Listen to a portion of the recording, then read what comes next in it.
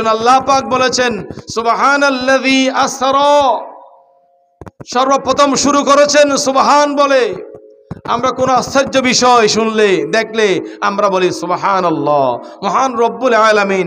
এই ঘটনা বলার আগে, এই ঘটনা ব্যক্ত করার আগে আল্লাহ পাক শুরু করেছেন সুবহানাল্লাহ দিয়ে। জোরে বলুন সুবহানাল্লাহ। সুবহানাল্লাযী আসরা বিআবদিহি লাইলাম মিনাল মাসজিদিল হারাম। আমি আল্লাহ পাক জাল্লা শানুহু আমার প্রিয় হাবিবকে, আমার অত্যন্ত প্রিয় বান্দাকে, বিআবদিহি, এখানে রসুল পাকে রসুলই বলে নাই, কি বলেছেন? বিআবদিহি বলেছেন। এখানে রহস্য আসানা নাই। আবার অনেকে বলেন যেহেতু আল্লাহ পাক নবীকে বিআবদিহি বলেছেন, সেই জন্য নবীও আমাদের মতো বান্দা। জোরে বলুন নাউজুবিল্লাহ। মাশাআল্লাহ মাশাআল্লাহ, সুন্দর কথা বলেছেন আমার মুরব্বী হুজুর। মাশাআল্লাহ মাশাআল্লাহ। সেই জন্য সব আব্দুন নয়, সব আব্দুনকে আপনি এক ফাল্লার মধ্যে মাপতে পারবেন না, ঠিক কিনা বলেন? আল্লাহ পাক বলে বিআবদিহি, আমার শিয়া বান্দাকে। এখানে উল্লেখযোগ্য একটা বর্ণনা হচ্ছে, আল্লাহ পাক যদি রসুলে পাককে অন্য কিছু বলতেন তাহলে কাফেররা মনে করত রসুলে পাকের অন্য কিছু। রসুলে পাক আল্লাহ পাকের সন্তান, আল্লাহ পাকের আত্মীয়। জোরে বলুন নাউজুবিল্লাহ। যেমনি ভাবে আল্লাহ পাক জাল্লা শানুর দরবারে হযরত ঈসা রূহুল্লাহকে বলেছেন, কাফেররা বলেছেন, তিনার হাওয়ারিরা বলেছেন, তিনার উম্মতরা বলেছেন যে ঈসা ইবনুল্লাহ। জোরে বলুন না নাউজুবিল্লাহ। হযরতে এভাবে উযাইর ইবনুল্লাহ, উযাইর কি আল্লাহর সন্তান বলেছেন।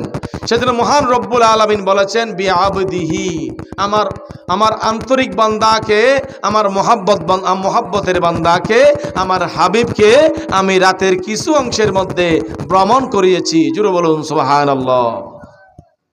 বিআবদিহি লাইলাম মিনাল মসজিদিল হারামি ইলাল মসজিদিল আকসা, মক্কা শরীফ থেকে বাইতুল মুকাদ্দাস, সেখান থেকে কোথায়? সাত আসমান সেট করে সিদরাতুল মুনতাহা, সেখান থেকে জিব্রাইল নাই, সেখানে বোরাক নাই। জিব্রাইল ছাড়া, বোরাক ছাড়া রাসূল করিম সাল্লাল্লাহু আলাইহি ওয়াসাল্লাম পবিত্র সিদরাতুল মুনতাহা দেখে আল্লাহ পাকের সাথে সান্নিধ্যে গিয়ে আল্লাহর দিদার লাভ করেছেন। জোরে বলুন সুবহানাল্লাহ। আপনারা বলতে পারেন রসুলে পাক নূর আর জিব্রাইলে নূর, বেশ কমাসানা নাই, কথা বলেন না। রসুলে পাক ও নূর, জিব্রাইলে নূর। জিব্রাইল বলেন ইয়া রাসূলুল্লাহ, আপনি একা এখান থেকে যাবেন, আমি যেতে পারবো না। কেন? ইয়া রাসূলুল্লাহ, আমি যদি সিদরাতুল মুনতাহা থেকে চুল পরিমাণ উপরে যাই, ঊর্ধ্বে যাই, তাহলে আমার আল্লাহ পাকের প্রদত্ত 600 পাখা রয়েছে, ডানা রয়েছে, সমস্ত ডানা পড়ে সারকার হয়ে যাবে। জোরে বলুন না সুবহানাল্লাহ। আপনি ফার্সি ভাষার মধ্যে আমার মুরব্বী আমাকে অ্যাডভাইস করতেছে, দেখেন আল্লাহর নবীও নূর, জিব্রাইলে নূর, কারণ জিব্রাইল হচ্ছে স্বাভাবিক নূর আর আমার নবী হচ্ছে নূর মিন নূরিল্লাহ। জোরে বলুন সুবহানাল্লাহ। আমার নবী আল্লাহর জাতি নূরের অংশ, আমার নবী আল্লাহ পাকের জাতি নূর। সেই জন্য আমার নবীকে আল্লাহ পাক জাল্লা শানুহু 3টা সূরত দিয়ে সৃষ্টি করেছেন। নম্বর 1 হচ্ছে সূরতে বশরী, মানুষের সূরত। মানুষের সঙ্গে কথা বলতে হলে মানবীয় গুণ নিয়ে, মানবীয় আবরণ দিয়ে মানুষদের সাথে কথা বলতে হবে। ফেরেশতাদের সাথে যখন সাক্ষাৎ করতেন আমার নবী তখন হয়ে যেতেন সূরতে মালকী। আরেকটা সূরত আমার নবীর রয়েছে, সেই সূরতের নাম সূরতে হক্কি, আসল সূরত। জোরে বলুন সুবহানাল্লাহ। যে সূরত দিয়ে জিবরাইল আল্লাহর সান্নিধ্যে যেতে পারে না, যে সূরত দিয়ে অন্যান্য ফেরেশতারা নূর হলেও আল্লাহর সান্নিধ্যে যেতে পারে না, কিন্তু সূরতে হক্কি আছে কার? রাসূলুল্লাহর। সেই জন্য আমার নবী রাহমাতুল লিল আলামিন সাল্লাল্লাহু আলাইহি ওয়াসাল্লাম আল্লাহ পাকের প্রদত্ত নূর থেকে সৃষ্টি আমার নবী। সেই জন্য আমার নবী আল্লাহর সাথে সান্নিধ্যে গিয়ে আল্লাহর দিদার লাভ করেছেন সূরতে হক্কি দিয়ে। জোরে বলুন সুবহানাল্লাহ। আল্লাহু আকবার।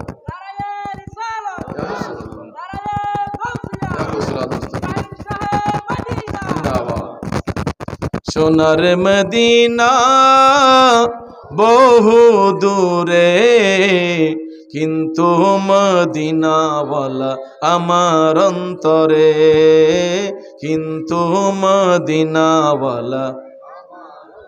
সেই জন্য আপনি আবু জাহেলের চোখ দিয়ে চাইলে রসুল পাককে চিনবেন? আবু জাহেল বলেছেন, ইয়া রাসূলুল্লাহ, মুহাম্মদ সাল্লাল্লাহু আলাইহি সাল্লাম আপনার মতো, তোমার মতো কুৎসিত চেহারাওয়ালা মানুষ আমি আর দেখি নাই। নাউজুবিল্লাহ বলে। রসুল পাক বলেছেন, তুমি সত্য বলেছো।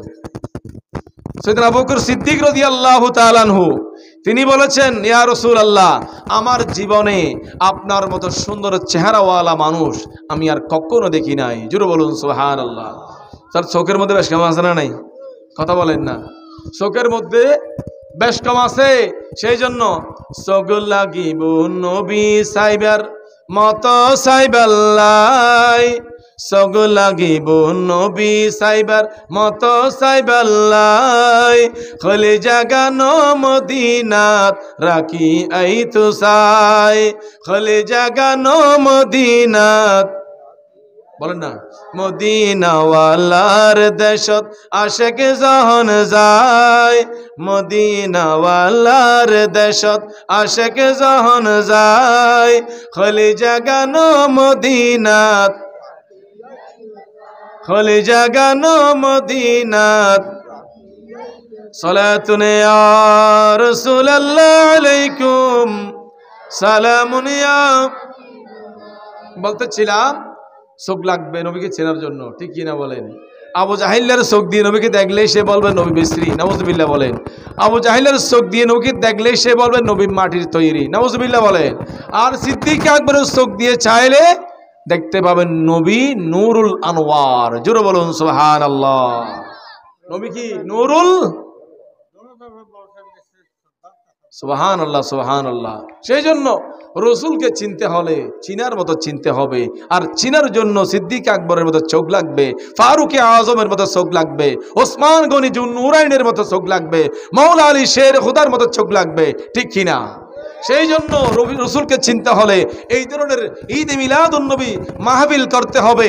ঈদে মিলাদুন্নবী মাহফিল করে ওই মাহফিলের মধ্যে আহলে সুন্নাত ওয়াল জামাতের মতাদর্শের আলেমদেরকে দাওয়াত দিয়ে বয়ান শুনতে হবে, ঠিক কিনা বলেন?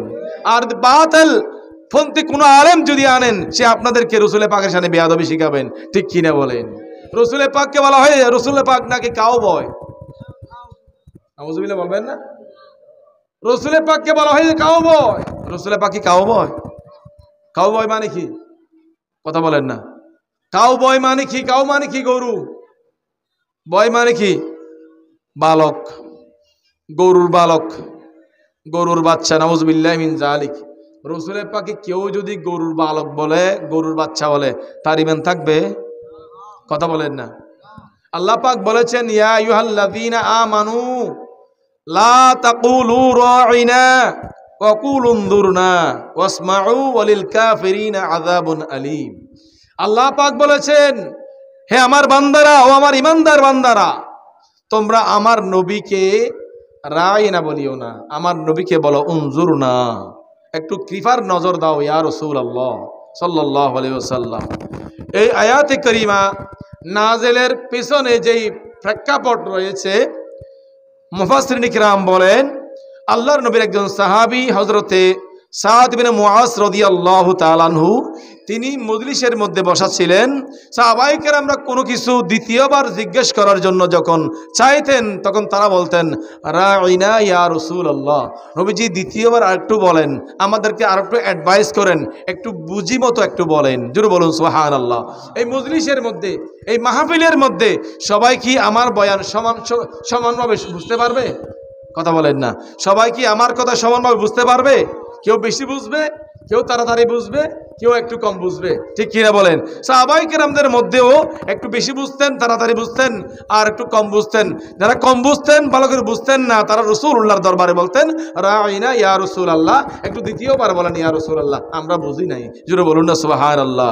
তখন এই কথার পরিপ্রেক্ষিতে মুনাফিক কাফেররা একটু সুযোগ পেয়েছেন। তারা বলেছেন, যেহেতু রাসূল করিম সাল্লাল্লাহু আলাইহি ওয়াসাল্লামকে ফেরেশতারা সাহাবায়ে কেরামরা রাঈনা বলেছেন, তখন তারা ওই কাফেররা, মুনাফিকরা, ইহুদিরা তারা বলেছেন যে ইয়া রাসূলুল্লাহ রাঈনা, রাঈ একটা ইয়া অক্ষর বাড়িয়ে দিয়ে তারা রাঈনা বলতো তাদের রাখালকে, তাদের গরু চরানোওয়ালা ছেলেদেরকে রাঈনা বলতো, রাঈনা বলতো। রাঈ বল কি জন্য?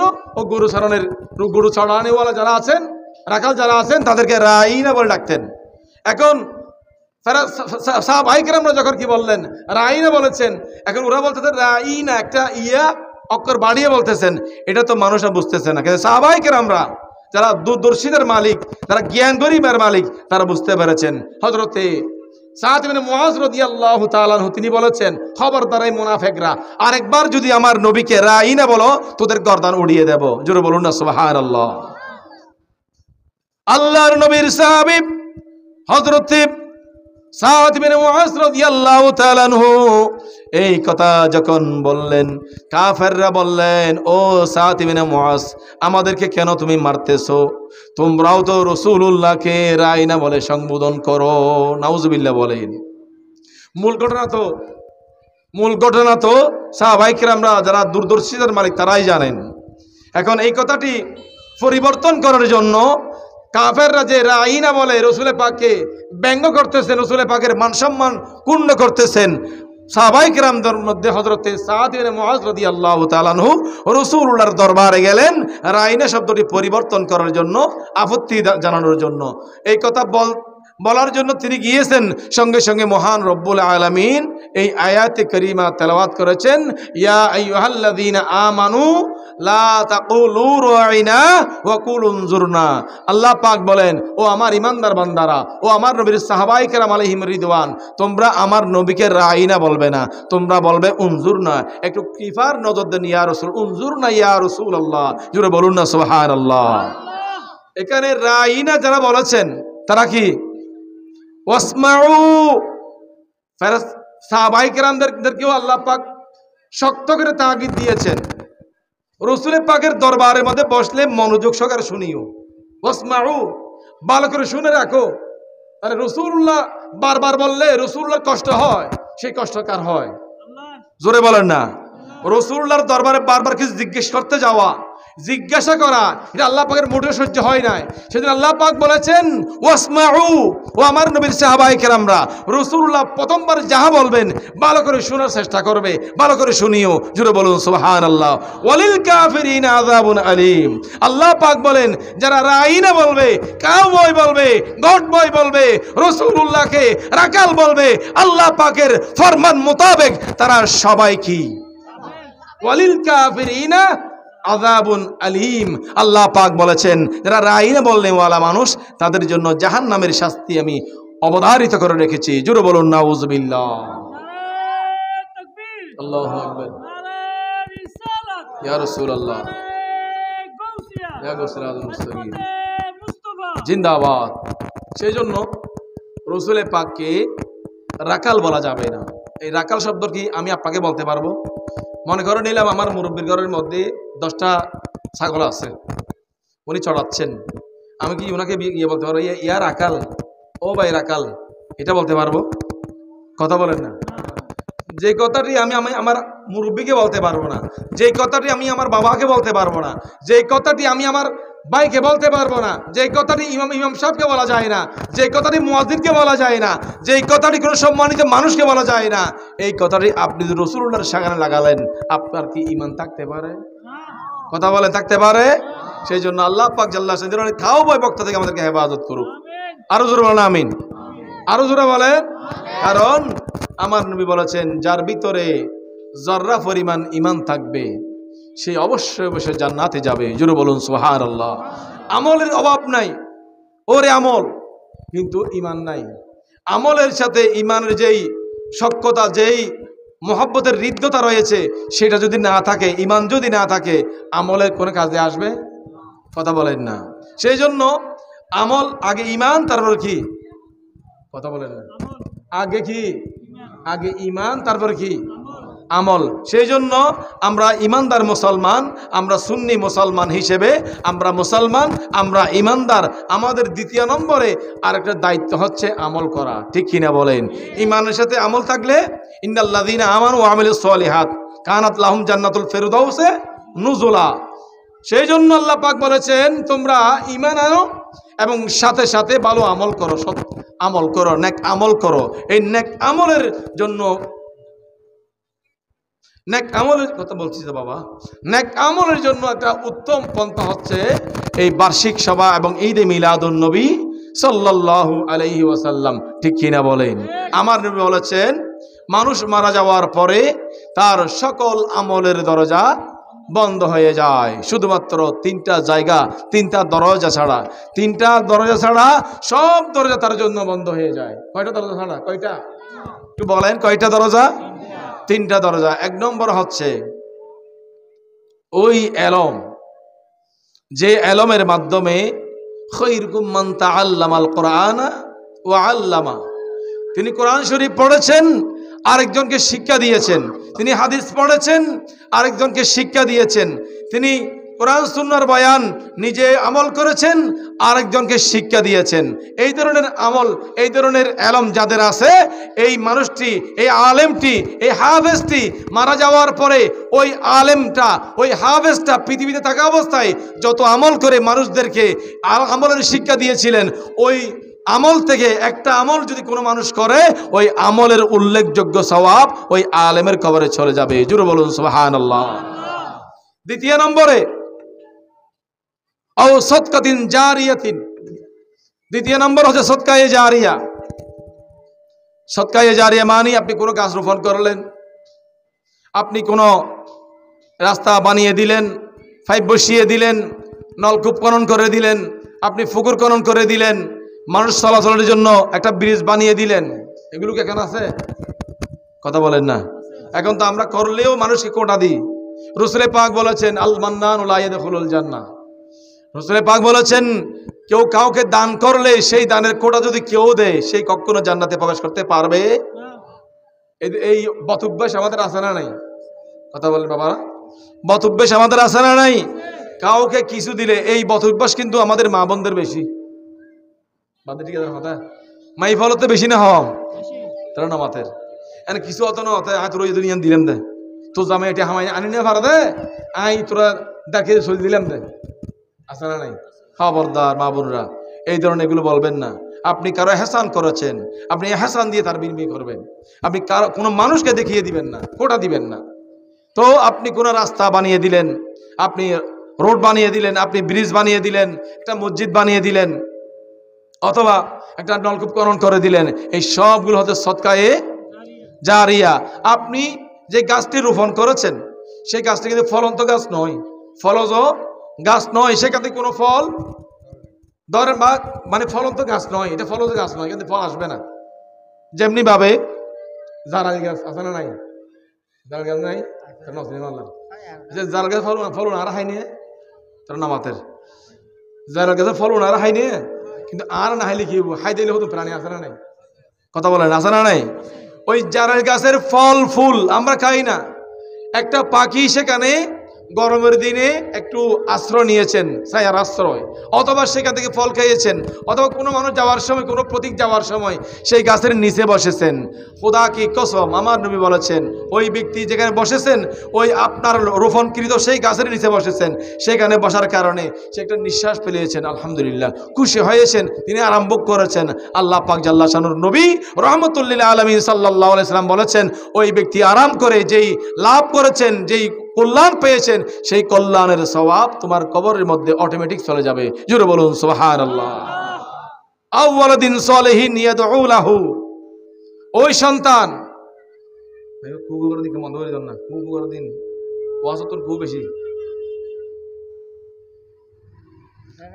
ওই সন্তান, যেই সন্তানকে ইসলামের দ্বীনের জ্ঞান শিখিয়েছেন, ওই সন্তান বাবা মারা গেলেন, মা মারা গেলেন, ভাই মারা গেলেন, আত্মীয় স্বজন মারা গেলেন, ওই ছেলেটি উজু কালাম করে কবরস্থানে গিয়ে বলেন আসসালামু আলাইকুম ইয়া আহলাল কুবুর, এতটুকু বলেছেন।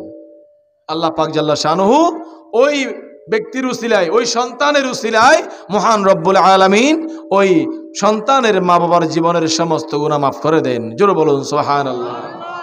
সেই জন্য সন্তানকে ইসলামের শিক্ষায় শিক্ষিত করতে হবে, সন্তানকে ইসলামের দাওয়াত দিতে হবে, সন্তানকে ঈদ মিলাদুন নবীর দাওয়াত দিতে হবে, সন্তানদেরকে কোরআন সুন্নাহর দাওয়াত দিতে হবে, কোরআন সুন্নাহ শেখাতে হবে সন্তানদেরকে। রাসূল পাক বলেছেন তোমাদের সন্তানদেরকে তিনটা বিষয়ে শিক্ষা দাও। কয়টা বিষয়ে? এক নম্বর তোমাদের নবীর মোহাব্বতের শিক্ষা, সুবহানাল্লাহ বলেন। দ্বিতীয় নম্বরে আওলাদ রসুলের শিক্ষা। তিন নম্বরে কোরআনুল করিমের তেলাওয়াতের শিক্ষা। জোরে বলুন সুবহানাল্লাহ। এই শিক্ষাগুলো দিলে আপনার সন্তান আপনার জন্য কল্যাণকর হয়ে যাবে।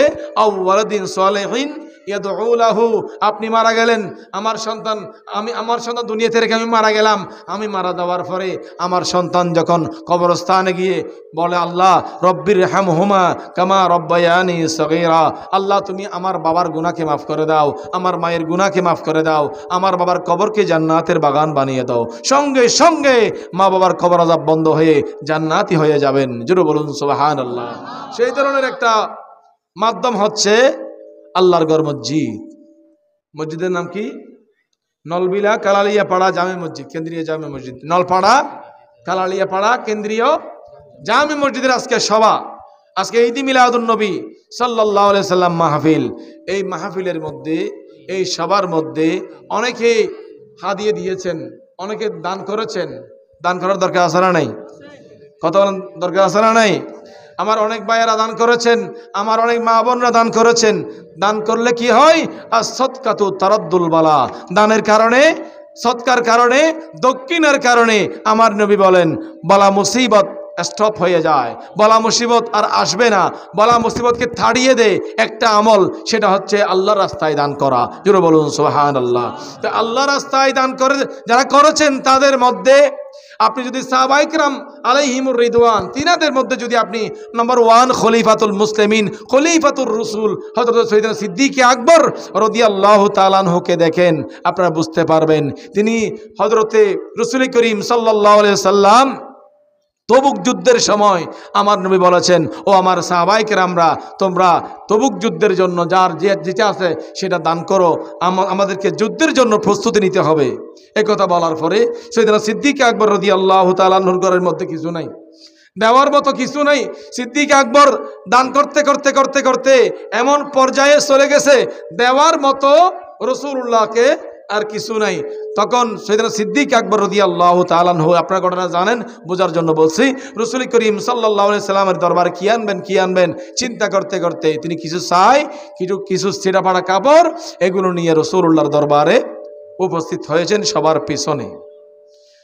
এখানে সাইয়েদনা ফারুক আযম রাদিয়াল্লাহু তাআলা আনহু বলেন যে সাইয়েদনা সিদ্দিক আকবরের কিছুই নাই, অন্তত আজকের দিনে হলেও আমি ফারুক আজম আল্লাহর নবীর দরবারে নম্বর 1 হব। সুবহানাল্লাহ বলবেন না? আল্লাহর নবীর সাহাবী খলিফাতুল মুসলিমিন ফারুক আজম রাদিয়াল্লাহু তাআলা আনহু মনে মনে অনেক খুশি। আমার সমস্ত নিয়ামতকে, সমস্ত সম্পদকে 2 ভাগ করে 1 ভাগ আমার পরিবারের জন্য আর 1 ভাগ ইসলামের জন্য দান করে দেব, এবং সবার সামনে আমি ফারুক আজম সবার কাছে নম্বর 1 হব। সৈয়দ উসমান গনি জুন্নুরাইন রাদিয়াল্লাহু তাআলা আনহু তিনিও সর্বোচ্চ দান নিয়ে রাসূলুল্লাহর দরবারে উপস্থিত। শেষ পর্যন্ত রাসূল করিম সাল্লাল্লাহু আলাইহি ওয়াসাল্লাম ডাক দিলেন, আইনা আবু বকর, আমার আবু বকর কোথায়? লব্বাইক ইয়া রাসূলুল্লাহ, আমি আছি। ও আবু বকর, তুমি পিছনে কেন?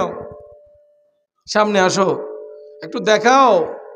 প্রথমে হাদিসে পাকের মধ্যে আসছে ফারুক আজমকে জিজ্ঞাসা করলেন, তিনি বলেন ইয়া রাসূলুল্লাহ, আমার নবী বলছেন ও ফারুক আজম, তুমি এত সম্পদ ইসলামের জন্য, ইসলামের তবুক যুদ্ধের জন্য আনছো, ঘরের মধ্যে কি রেখে আসছো? ইয়া রাসূলুল্লাহ, ঘরের মধ্যে অর্ধেক রেখে আসছি। সুবহানাল্লাহ বলেন। দ্বিতীয় নম্বরে জিজ্ঞাসা করলেন হযরতে আবু বকর সিদ্দিক রাদিয়াল্লাহু তাআলা আনহুকে, আবু বকর তুমি কি আনছো? ইয়া রাসূলুল্লাহ, আমি এগুলো আনছি। এগুলো কি? চাই আর কি ছেড়ে ফাড়া কিছু কাপড়। এগুলো কি জন্য? ইয়া রাসূলুল্লাহ, এগুলো আমার কোনো জিহাদি ভাই যদি, মুজাহিদ ভাই যদি যুদ্ধের ময়দানে আক্রান্ত হয়, আঘাতপ্রাপ্ত হয়, রক্ত বের হয়, আমি এই ছাইগুলো দিয়ে এই ছেঁড়া পাড়া কাপড় দিয়ে একটু বেঁধে দেবো, রক্ত যেন বন্ধ হয়ে যায়। জোরে বলুন সুবহানাল্লাহ। তো আবু বকর ঘরের মধ্যে কি রেখে আসছো? এখানে ওয়াজ শেষ, এখানে কথা শেষ। আবু বকর ঘরের মধ্যে কি রেখে আসছো? ইয়া রাসূলুল্লাহ, আল্লাহ এবং তার রসুলকে রেখে আসছি। আরো জোরে বলুন সুবহানাল্লাহ। ফারুক আজম বলে, হায় রে আমার জীবন তো শেষ, আমার দান তো শেষ। সিদ্দিক আকবরের কথার উত্তর শুনে, সিদ্দিক আকবরের উত্তর শুনে আমার কথা শেষ, আমার দান শেষ। আমি আর কখনো এক হতে পারবো না, নম্বর 1 হতে পারবো না। যেহেতু সিদ্দিক আকবর আমার নবীর সামনে বলেছেন, ও আবু বকর তুমি কি রেখে আসছো? সিদ্দিক আকবর বলেছেন, ইয়া রাসূলুল্লাহ, ঘরের মধ্যে আল্লাহ এবং তার রসুলকে রেখে আসছি। জোরে বলুন না সুবহানাল্লাহ। ওই সিদ্দিক আকবর এই কথা বলে নাই, ঘরের মধ্যে আল্লাহকে রেখে আসছি, এই কথা বলছে। রসুল পাক কোথায়? কথা বলেন না বাবা, রসুল পাক কোথায়? সিদ্দিক আকবরের সামনে রসুল্লাহর হুজরায়ে পাকে, রসুল্লাহর মদিনা নববী শরীফের মধ্যে বারান্দায়। আর সিদ্দিক আকবর বলছেন, ঘরের মধ্যে কি রেখে আসছো? ঘরের মধ্যে আল্লাহ এবং তার রসুলকে রেখে আসছি। একথা সত্য না মিথ্যা? একথা সত্য। কিন্তু রসুল কি এখানে আছে নাকি এখানে? এটা বোঝাচ্ছে আপনাদেরকে সিদ্দিক আকবর আকীদা কি, এটা বুঝাচ্ছি। সিদ্দিক আকবরের সামনে রাসূলুল্লাহ আছেন, আর রাসূলুল্লাহ জিজ্ঞাসা করছেন ঘরের মধ্যে কি রেখে আসছো? সিদ্দিক আকবর বলছেন, ইয়া রাসূলুল্লাহ, ঘরের মধ্যে আল্লাহ এবং তার রাসূলকে রেখে আসছি। জোরে বলুন না সুবহানাল্লাহ। সিদ্দিক আকবরের আকীদা হচ্ছে, আমার নবী রাহমাতুল লিল আলামিন, তিনি আল্লাহর হাবিব, তিনি আল্লাহর মাহবুব, তিনি আল্লাহর মাহবুব হিসেবে আল্লাহর নবী সব জায়গার মধ্যে যেতে পারেন, সেই ক্ষমতা দিয়েছেন কে? আরো জোরে বলুন কে? সিদ্দিক আকবরের আকীদা এটাও আছে যে ঘরের মধ্যে আল্লাহ এবং তার রসুলকে রেখে আসছি, অর্থাৎ আমার নবী সকল কানে সব কানে যেতে পারেন, সেই ক্ষমতা দিয়েছেন কে? দুই হাত তুলে বলেন কে দিয়েছেন? আল্লাহু আকবার। ইয়া রাসূলুল্লাহ,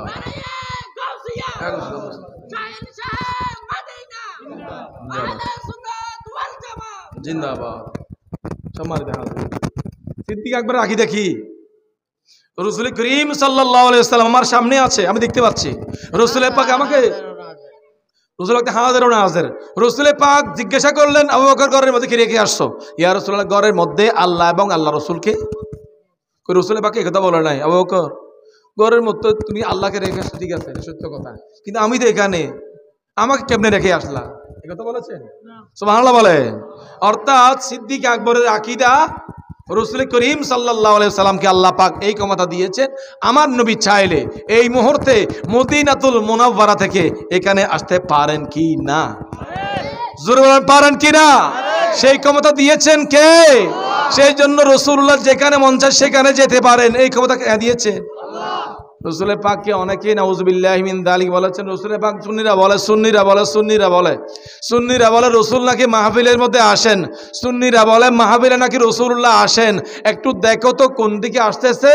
রাসূলুল্লাহকে তারা দেখে নাকি সালাতু সালাম দেয়, ইয়া নবী সালাম আলাইকা বলে। একটু দেখো তো রাসূল পাক কোন দিকে আসতেছে। একটু দেখার পরে সেই শেষ পর্যন্ত এই সিদ্ধান্ত নিয়েছেন, দেখতে দেখতে বলতে বলতে সে বলেছেন যে আমার সোফার নিচে আসছে কিনা দেখি। নাউজুবিল্লাহ বলবেন না? কোন উম্মত কি রাসূলুল্লাহকে সোফার নিচে দেখতে পারে, বুঝতে পারে? তার কি ঈমান থাকবে? কথা বলেন না। ফতোয়া দেওয়া হয়েছে, অনেক লম্বা ঘটনা। ফতোয়া হয়েছে, সুন্নিরা ফতোয়া দিয়েছেন বিবি তালাক হয়ে গেছে। কি হয়ে গেছে? বিবি তালাক হয়েছে, বউ নাই, বউ ঘরের মধ্যে আছে, কিন্তু বাস্তবিকভাবে বিবি আকদের মধ্যে। কেন? কারণ এই কথা রাসূলুল্লাহকে যেই উম্মত দাবি করে, নিজেকে রাসূলুল্লাহর উম্মত দাবি করে, যেই ব্যক্তি রাসূলুল্লাহকে সোফার নিচে খুঁজে, তার ঈমান, কথা বলে, তার ঈমান, তাদের ঈমান যখন চলে গেছে, তাদের বউয়ের ঈমান তো যায় নাই। কথা বলে, তাদের বউয়ের ঈমান গেছে, তাদের বউয়ের ঈমান আছে। তো ইসলামী শরীয়তের পরিভাষায় ঈমানদারের সাথে বেঈমানের কখনো বিবাহ শুদ্ধ হয়? কথা বলেন, হয়? কোনো মুসলমানের ছেলে কোনো বড়ুয়ার মেয়েকে বিয়ে করতে পারবে কলমা না পড়িয়ে? কোনো মুসলমানের ছেলে কোনো হিন্দু মেয়েকে বিয়ে করতে পারবে? যতক্ষণ সে হিন্দু, যতক্ষণ সে বৌদ্ধ, যতক্ষণ সে খ্রিস্টান, ততক্ষণ সে বিয়ে করতে পারবে, কারণ বিয়ে শুদ্ধ হবে না। বিয়ে শুদ্ধ হওয়ার জন্য কি লাগবে? ইমান, ইমান কলমা লাগবে। সেই জন্য কলমা পড়িয়ে এরপর কি, এরপর বিবাহ। ঠিক কিনা বলেন? সুন্নের ফতোয়া দিয়েছেন যে রাসূলুল্লাহকে যারা সোফার নিচে খুঁজে তাদের ইমান, তো ইমানদারের সাথে তাদের বউ তো ইমানদার, তাদের বউ তো ইমানদার, তাদের বিবি তো ইমানদার। ইমানদারের সাথে বেঈমানের কখনো বিবাহ হতে পারে? এবং সেখানে বলেছেন রাসূলুল্লাহকে সোফার নিচে যারা যিনি খুঁজেছেন তিনি এটাও বলেছেন, ওই কথা বলার পরে অনেকে ইয়েস ইয়েস ঠিক ঠিক ঠিক ঠিক আছে না নাই, ঠিক চিল্লে উঠে হুজুর পর্যন্ত ফালাই উঠে অনেক সময় একটু টিকের কারণে, আছে না নাই? যারা ঠিক বলেছেন, ইয়েস বলেছেন, হেসেছেন, কৌতূহল করেছেন, সকলের বউ কারণ সমর্থন করেছেন।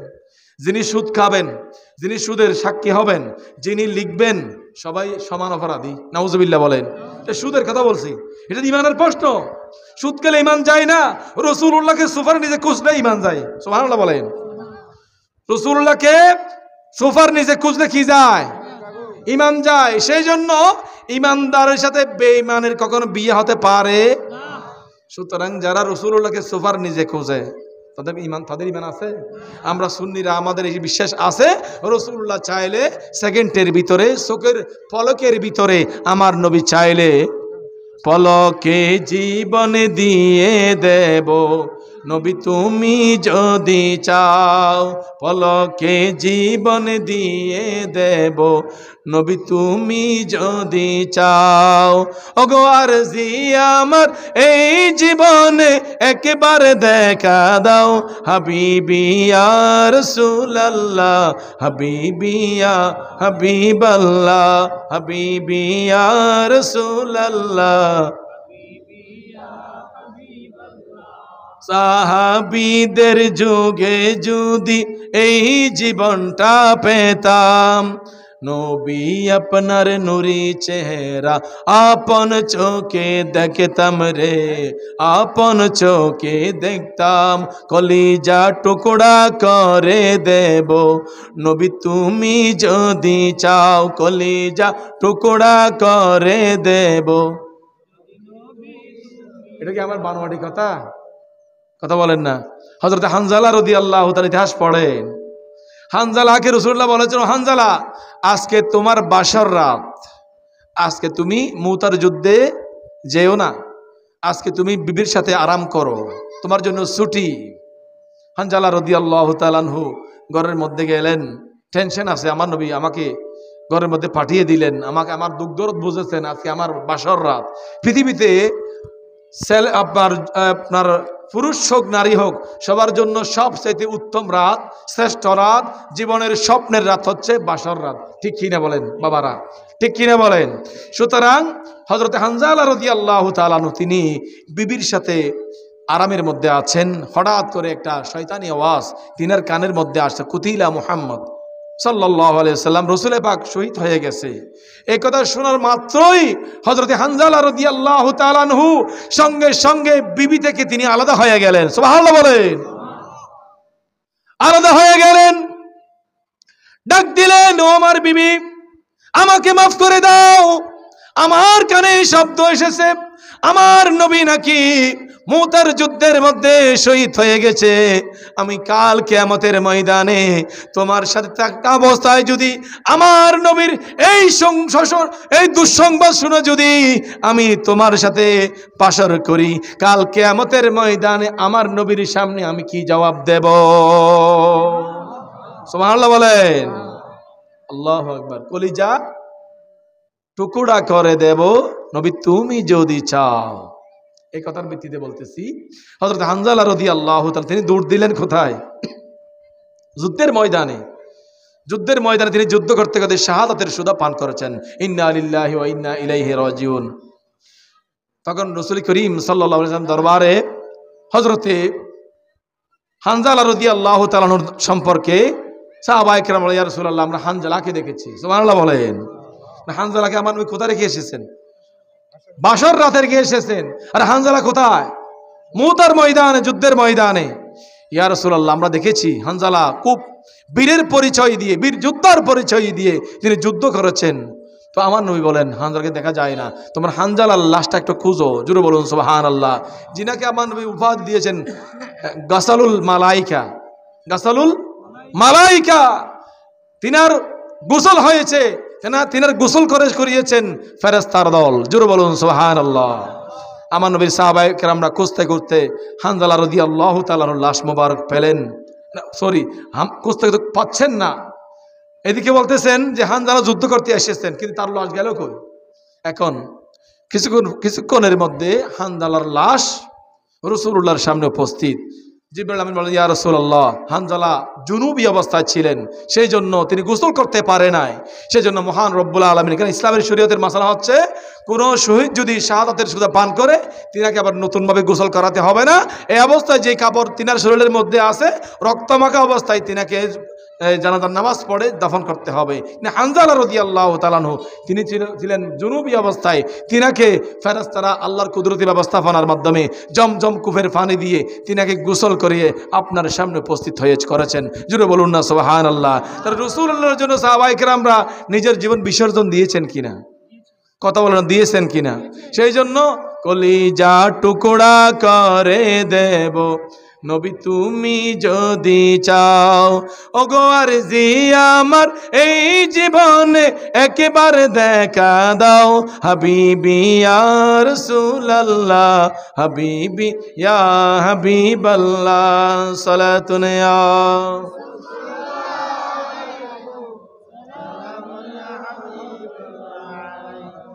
রাসূল করিম সাল্লাল্লাহু আলাইহি ওয়াসাল্লাম আমাদের জান, আমাদের ঈমান, ঠিক কিনা বলেন?